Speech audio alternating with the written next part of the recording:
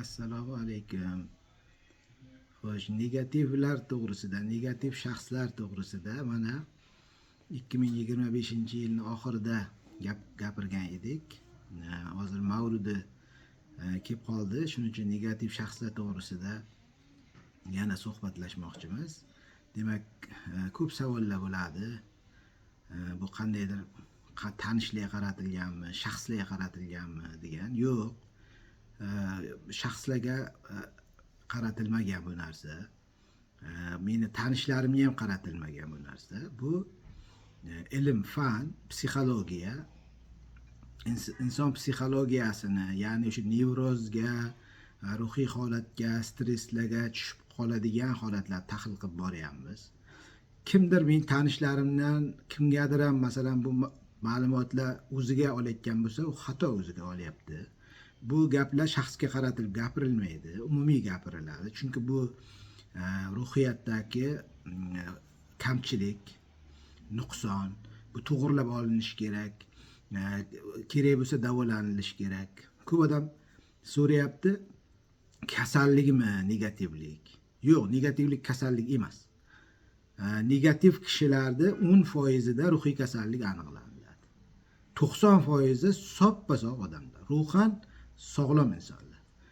Lekin xarakterida negativlik bor. Ya'ni tanqidchilik, manipulyatsiya qilish, nosamimiylik, haligi boshqa kishini hissiyotiga salbiy ta'sir qilish, energiyasini so'rib olib qo'yish, bu xulq atvorida, ba'zilarda vaqtinchalik stress oqibatida yoki bo'lmasa oilaviy qiyinchiliklar, hayot qiyinchiliklari oqibatida, ba'zilarda tarbiya nuqsoni sifatida oilada kimdir negativ bo'lgan va o'sha tarbiya yo'li bilan o'sha keyingi negativni tarbiyalagan. Shunaqa yo'l bilan an'anaviy oilaviy an'analar yo'lida o'sha ssenariy bilan oiladan oilaga o'tib kelayotgan bo'lishligi mumkin. Lekin 10% ruhiy kasallik. Biz aytdikki, umumiy insonlar oladigan bo'lsak, 10% dan 25% gacha negativ kishilar statistikasi, o'sha 50% dan oshiqrog'i neytral kishilar, yana 10% dan 25% gacha haligi kalibratsiya qiladi, tebranib turadi, pozitiv kishilar deb tushuntirdik. Endi nima uchun biz negativ to'g'risida ko'proq gapiryapmiz? Pozitivlar yo neytral kishilar to'g'risida gapirmayapmiz. Chunki negativ kishilar nafaqat o'zi qiynaladi, yoni atrofdagilarga ham o'zini negativini yuqtiradi. Stress keltirib chiqaradi. Masalan, ota-ona bo'ladigan bo'lsa, farzandlariga stress keltirib chiqaradi. Ishxonada ishlaydigan bo'lsa, ishxonada stress keltirib chiqaradi. Xodim bo'lsa, rahbar bo'layotgan bo'lsa, kollektiv boshqaruvda stresslar keltirib chiqaradi ishchilari o'rtasida. Va natija, xulosa bu salbiy oqibatlarga olib keladi. Shuning uchun ham biz negativ kishilar to'g'risida gapiryapmiz. Shuning uchun ham tanqid to'g'risida tushunchalar beryapmiz. Negativligidan qanday qilib qutulish kerak degan savollarga ham javob berganmiz. Hozir mana o'z ustida ishlash bilan negativligidan qutulsa bo'ladi. Bu davolanilmaydi. Birinchidan inson o'zi anglab yetish kerak, o'zida negativ bor ekanligini.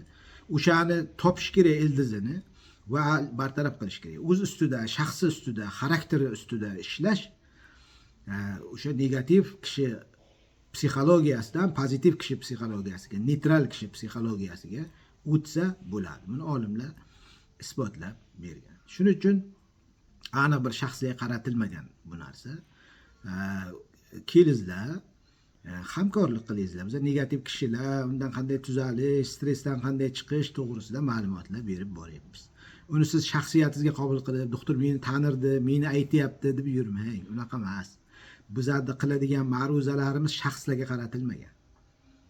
Bu inson psixologiyasiga qaratilgan. Albatta o'sha nimalarni o'rgatishga qaratilgan. Bemorlarga va o'z ustida ishlashni xohlovchilarga o'rgatishga qaratilgan. Bu psixologiyani shuning uchun biz ma'ruzalarimizda aytib boryapmiz. E'tiborlaringiz uchun rahmat. Tinglab boringizlar. Negativ shaxslarning turlari to'g'risida gapiramiz bundan keyin. Negativ shaxslardan ham yomonroq xarakterli insonlar bor.